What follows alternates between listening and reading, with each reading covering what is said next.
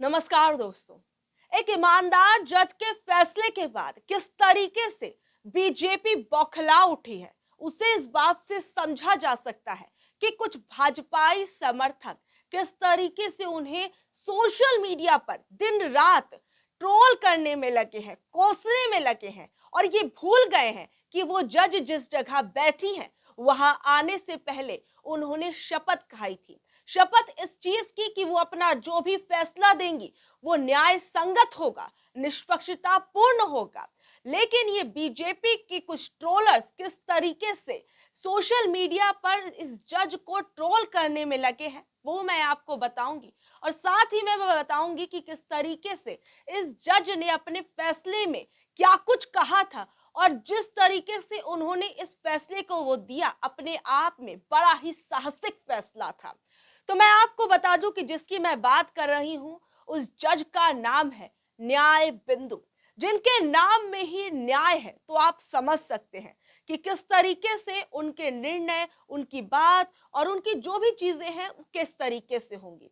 लेकिन मैं आपको बता दूं कि न्याय बिंदु ने जैसे ही अरविंद केजरीवाल को बेल देने का अपना डिसीजन दिया, उसके बाद से ही जज साहिबा न्याय बिंदु को सोशल मीडिया पर दिन रात ट्रोल किए जाने लगा, उनके फैसले पर सवाल उठने लगे।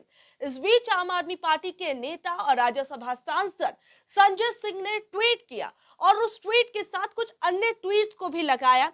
वो ट्वीट्स भी मैं आपको बताऊंगी, लेकिन उससे पहले संजय सिंह ने क्या कुछ कहा जरा आप वो सुनिए। संजय सिंह ने कहा, यह बीजेपी की असलियत है, जो जज न्याय देगा बीजेपी उसको गाली देगी। भाजपाइयों सुधर जाओ, अभी भी तुम्हारा अहंकार खत्म नहीं हुआ है।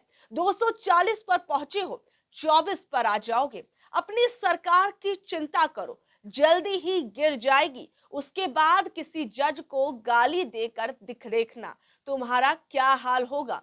धमकी नहीं, सलाह दे रहा हूं। इसके साथ ही संजय सिंह ने कुछ ट्वीट्स जो है वो अपने सोशल मीडिया हैंडल पर पोस्ट किए और इस ट्वीट के अंदर उन्होंने लिखा, इसमें जो पोस्ट किया उसके अंदर कुछ लोगों ने किस तरीके से क्या क्या ट्वीट किए हैं जरा आप वो सुनिए। प्रोफेसर सुधांशु त्रिवेदी प्रोफेसर साहब है और लिखते हैं कि मिलिए रॉस एवेन्यू कोर्ट की जस्टिस न्याय बिंदु से, जरा ठीक से पहचान लीजिए जज साहिबा को। जज जस्टिस न्याय बिंदु ने ही अरविंद केजरीवाल को जमानत दी थी, वो भी कैसे राम ही जाने। इनके पास ईडी के आरोपों को पढ़ने का समय तक नहीं था, बिना डॉक्यूमेंट्स पढ़े इन्होंने केजरीवाल को बेल दे दी। और अन्य जो एक्स पोस्ट को यूज करने वाले लोग हैं वो क्या कहते हैं, तत्वम एएसआई ये लिखते हैं, श्री इज न्याय Bindu of Rouse Avenue court who granted bail to Kejaruddin without reading ED documents, saying who has time to read thousands of pages. What does this say about judiciary? Shouldn't she be dismissed? देखिए उन्होंने कहा कि बताइए किस तरीके की जज साहिबा है जिनके पास हजारों पन्ने के डॉक्यूमेंट्स को पढ़ने का समय नहीं है। वो इस बात को लेकर उन्हें ट्रोल कर रहे हैं और आप समझ सकते हैं कि किस तरीके से उनकी बात में क्या जो है वो क्या चीज है, क्या बिंदु छुपा हुआ है, वो शायद आप में से कुछ जो दर्शक है वो समझ रहे होंगे। क्योंकि देखिए जो ये फैसला आया और उस फैसले के बाद बीजेपी की किस तरीके से रातों रात की नींद उड़ गई वो अपने आप में वो सब जानते हैं। और देखिए यहाँ पर मेजर सुरेंद्र पुनिया लिखते हैं, justice Nyay Bindu of Rouse Avenue court in Delhi today granted bail to Kejriwal without reading ED documents, giving judgment. Madam Bindu said who has time to read thousands of pages. शुक्र है कसाब का केस इनके पास नहीं आया, वरना तो सुरक्षित वापस पाकिस्तान चला जाता।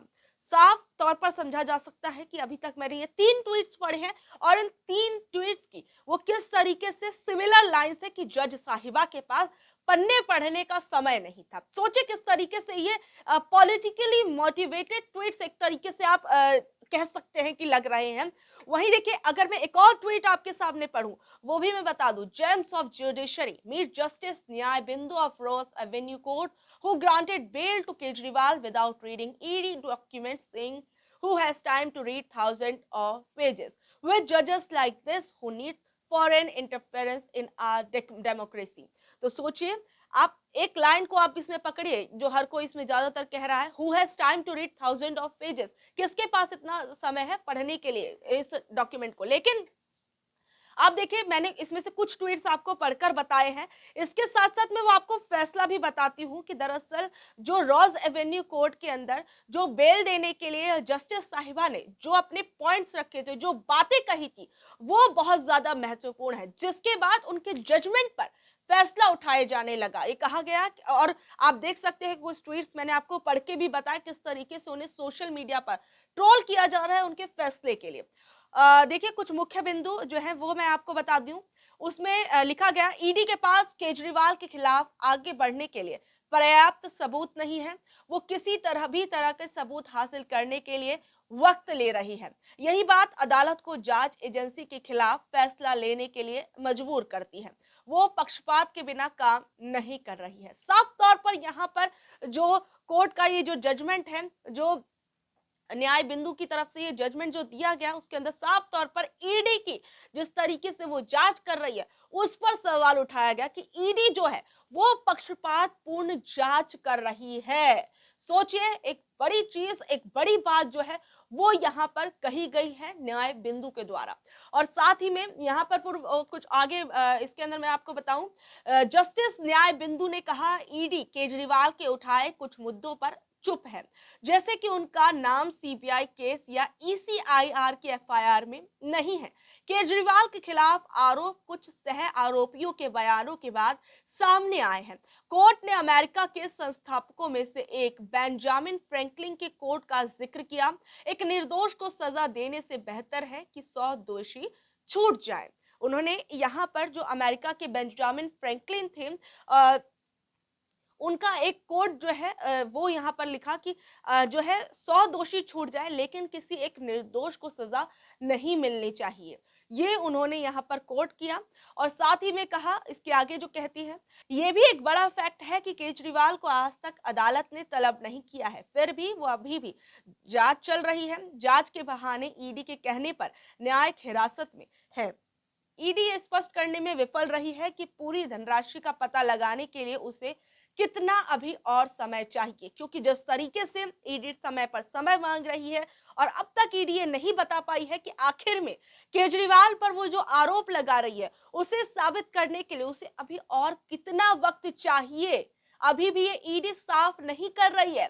और साथ ही में उन्होंने कहा कि ये भी ध्यान देने वाली बात है कि ईडी इस बारे में भी चुप है कि अपराध की आय का इस्तेमाल गोवा के अंदर आम आदमी पार्टी ने विधानसभा चुनावों के अंदर किया है, जबकि चुनावों के अंदर कैसे किया है ये बोला है जज साहिबा ने, जबकि लगभग 2 साल बाद भी इस पूरे अमाउंट का बड़ा हिस्सा पता लगाना अभी भी बाकी है, क्योंकि ईडी अभी तक ये नहीं बता पाई है कि गोवा के विधानसभा चुनावों के अंदर आम आदमी पार्टी ने कितना पैसा कैसे क्या इस्तेमाल किया है। अब तक ईडी के पास इस चीज का कोई प्रॉपर सबूत जो है वो भी सामने नहीं आया है।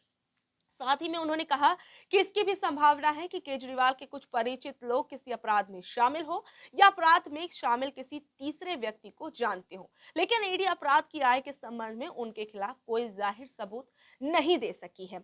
और इन्हीं फैसलों के खिलाफ जो किस तरीके से ईडी जो है वो हाईकोर्ट पहुंच जाती है। और सबसे बड़ी बात तो मैं आपको बता दूं कि सोचिए 24 घंटे के भीतर ही ट्रायल कोर्ट का जब फैसला आया, और वो आधिकारिक फैसला भी एक तरीके से नहीं आया था पूर्ण रूप से, उससे पहले ही ईडी इतनी ज्यादा क्या घबरा गई, 24 घंटे के अंदर ही हाईकोर्ट पहुंच गई, हाईकोर्ट के अंदर भी सुनवाई शुरू हो गई।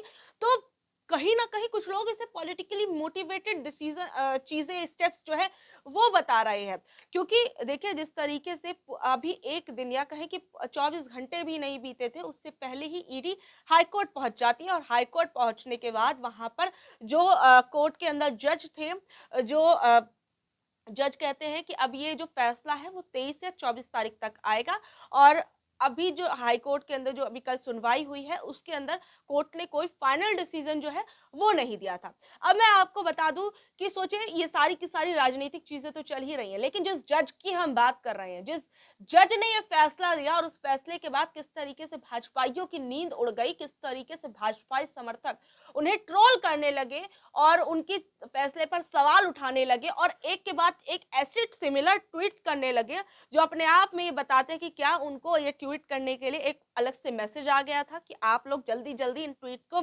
करिए और इसके अंदर ये चीजें मेंशन करिए। और इसमें आपको मैं बताऊं कि अगर जो जज न्याय बिंदु हैं जिनके बारे में मैं बात कर रही हूँ, तो मैं आपको बता दूं कि न्याय बिंदु जो है दिल्ली उत्तर पश्चिमी जिले के रोहिणी कोर्ट में सीनियर स्पेशल जज के रूप में काम करती थी पहले, और फिर उसके बाद वो द्वारका कोर्ट में भी की भी उन्होंने यही जिम्मेदारी संभाली, यही जिम्मेदारी थी। और उसके बाद फिर वो सिविल और क्रिमिनल दोनों तरह के कानूनों की को के लिए अच्छी तरीके से वाकिफ है। जो सिविल और क्रिमिनल दोनों तरह के कानून होते हैं उसके बारे में उन्हें अच्छी खासी जानकारी है।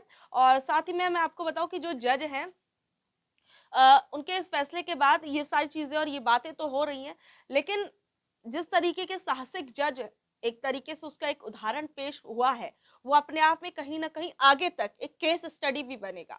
क्योंकि जिस तरीके से जिस माहौल में जज साहिबा ने अपना फैसला सुनाया है वो कहीं ना कहीं अपने आप में बहुत ज्यादा महत्वपूर्ण हो जाता है। और साथ ही में मैं आपको बताऊं कि डीवाई चंद्रचूड़ की तरफ से भी कुछ समय पहले ये कहा गया था कि हमें जो ट्रायल कोर्ट्स है या फिर जो वहाँ उन कोर्ट्स के अंदर हमें ऐसे जजेस की जरूरत है जो सत्यता के साथ अपने फैसले दे और निष्पक्षता के साथ अपने फैसले दे। तो कहीं ना कहीं जो डीवाई चंद्रचूड़ हैं उनकी ये बात आज इस फैसले के बाद जो है कहीं ना कहीं साफ हो गई कि ऐसे जज भी अब लोअर कोर्ट्स के अंदर आ रहे हैं जो अपने फैसलों को किसी भी तरीके से अपने फैसलों के अंदर राजनीतिक हस्तक्षेप नहीं होने देते।